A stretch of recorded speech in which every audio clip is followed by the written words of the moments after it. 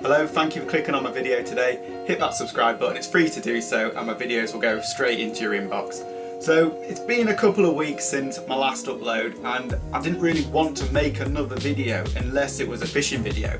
And I thought by now I'd have some idea of when that would be, but we've had no indication of when we can all get back out again, and I didn't really want big gaps in my uploads, and I also wanted to check in with you guys, see how you're getting on, making sure everyone's okay. And there's a few things I've been doing in my shed and with my bait and things that are preparing me for when I can go back out again. And this goes beyond the normal how to tie a rig, how to tie a knot, all that sort of thing. But practical things that you can do, like I've been going through my rods and reels, giving them a clean, a little bit of a service, what I can do at home with my expertise, and I thought I might take you through that, and a few little bait things as well. I'm nearly run out of the pellet paste I use, and I use it a lot when I'm river fishing. So hopefully by the time we get back out again, river fishing won't be too far away, so I need more of that. I'll show you how to make that, prepare a few hook baits, and you know, little bits and pieces that you might not have seen before, that a bit different to what everyone's pumping out at the moment, what I've been doing, but you know, it's the times we're in, so yeah, let's get on with it.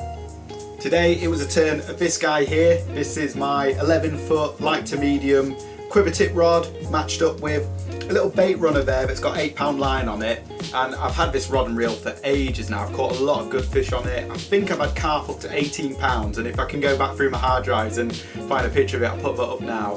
But these days I tend to use it a lot when I'm fishing commercials or small ponds and things. I put it out as like a little bonus rod, and you've seen me catch some pretty big perch on this rod as well.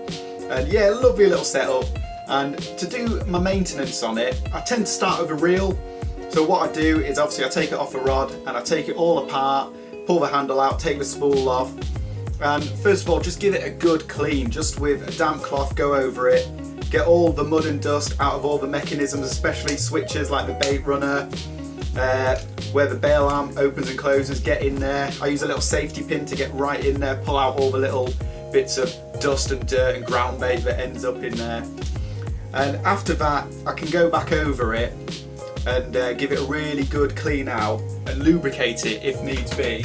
So this reel wasn't too bad, but I've got a little bottle of silicone lubricant here that if it was a little bit grinding, or if when I'm cleaning it I find that I'm pulling out a lot of grease, I'll replace that with this stuff here just to keep it going. And of course it's not going to catch me any more fish, but it might extend the life of my stuff, and I tend to buy relatively good gear. I can't afford the top end stuff, I'm not going to lie to you, but mid-range tackle, if you look after it, it should last you a long time. With the rod and the reel now clean and maintained, I look at the line, and this line is a little bit old now. It's been on there for a couple of seasons. Normally I'd have replaced it by now, but I don't use this rod and reel as much as others, so I've been happy to leave it on there for a little bit longer.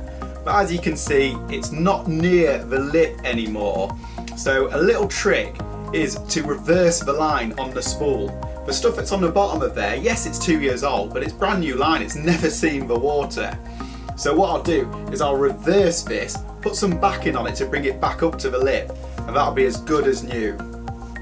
Every time you go fishing you lose a little bit of line on the reel there, whether that's from just tying a rig on or inevitably getting snagged and pulling for a break, whatever it may be. So we're now just below the lip there, so before I reverse this line I'm going to wind some backing on up to the lip on the reel, rather than trying to guess how much backing to put on. If I do that now, by the time it's reversed the line will be back up to the lip there. Now you can use any old line as backing, it's never going to see the light of day. If it does, you've either hooked a really big fish or a boat. So yeah, this is a broken old spool off a reel. I think that's 8-pound line, which kind of matches what I've got on the reel, but that doesn't matter. I've joined them together and I'm just going to wind some on now up to the lip of a reel. Put a little bit more on than I normally would do, because it tends to be by the time it's reversed it seems to bed down a little bit more and you lose a bit of line, but yeah, I'd rather be over full than under full and have to do the whole process again. Okay, so the line's now flush with the lip of the spool there, plus a little bit more, so by the time it's reversed it should be in a good position.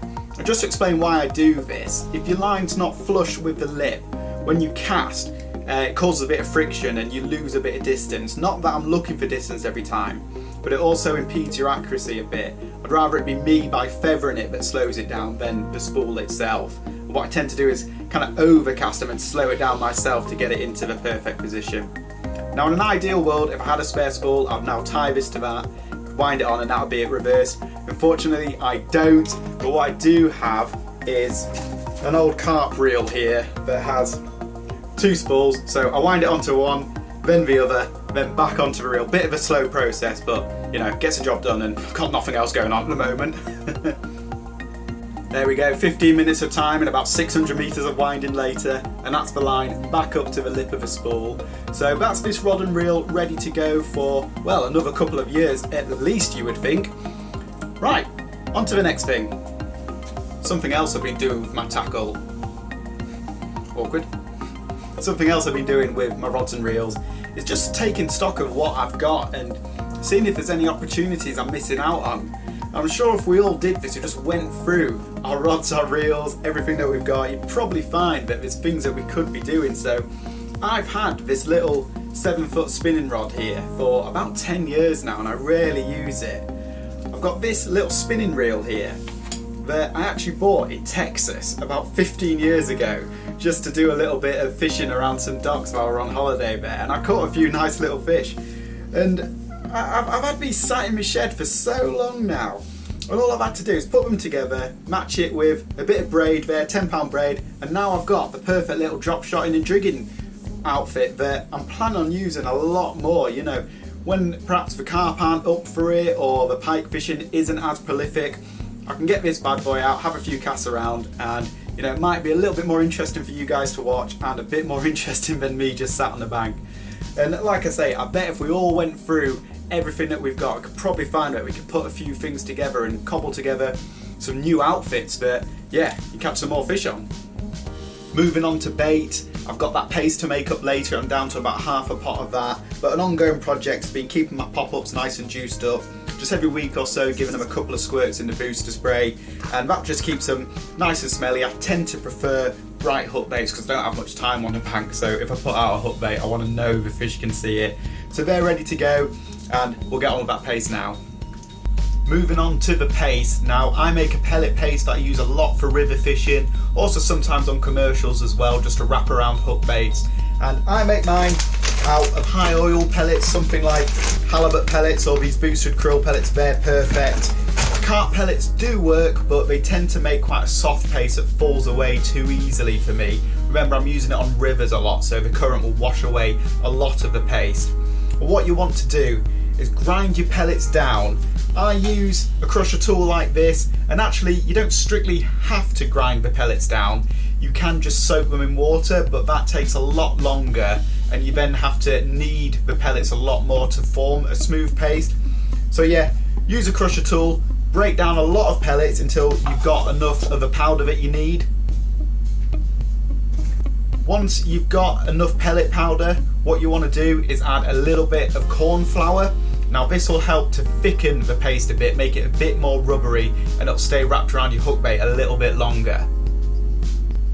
As for water to add to it, you can just add plain water, but if you want to sneak in a little bit more attraction, put some sort of liquid attractant into your water. Now I've got some of a Smoky Jack syrup that's going to go in. I often wrap it around the matching boilie, so that's perfect. But whatever you've got in the house, it can even be like a kitchen ingredient, maybe spicy sauce, something like that. Fish love all that. Now add the water to the powder, and you want it over wet. You want to go beyond what you would use as a ground bait. Put the lid on, let that soak overnight, and when you come back the next day, it will look completely different. It's a day later, and even the big bits of pellet have had a chance to absorb all that water right into the core of them. So what we have to do now is mix this and knead this into an actual paste, breaking down all those bits of pellet, smoothing it out. Don't worry if it's a little bit lumpy, because when you put it around your hook bait you tend to knead it a bit more anyway, and I don't think the fish mind a few little lumps of soft pellet in there. At this stage, if it is a little bit too wet or dry, just add a little bit of ground bait or a little bit more water to adjust that, but you want it pretty much as stiff as you can get it for river fishing, or if you're fishing lakes and you're just dropping it down the margins, a little bit softer will do. There's our paste, brilliant consistency on this one. I ended up adding a little bit more water to it, so it's that kind of soft but tacky. That's the corn flour in there that makes it like that, with still just a few little flecks of bigger, softer bits of pellet in there. That is perfect. I really like that. That one's gone really well. So what you can do now is put it in whatever container you like, stick it in a plastic bag. What I tend to do is put it into individual pop-up tubs, just old pop-up tubs I've got laying around. And I tend to use maybe half a pot per trip I go on, so they're perfect. Keep them in the freezer, and when you take them in and out of the freezer, they tend to it just gets better as it gets more sort of stinky and stews in there a little bit more. Yeah, brilliant bait. That's a little bit of tackle and bait prep there that goes deeper into what I'm doing to get ready for when we finally get back out, which I don't know when that's going to be. Supposedly there's quite an announcement coming this Sunday, which should be when this video goes out. So fingers crossed we find out something then, but let's face it, fishing is probably right at the bottom of the list of priorities right now. So yeah, you can understand if we're pushed to one side, as annoying as it is, and as much as I just want to get back out there and do it now. Yeah, it's just the way we are at the moment.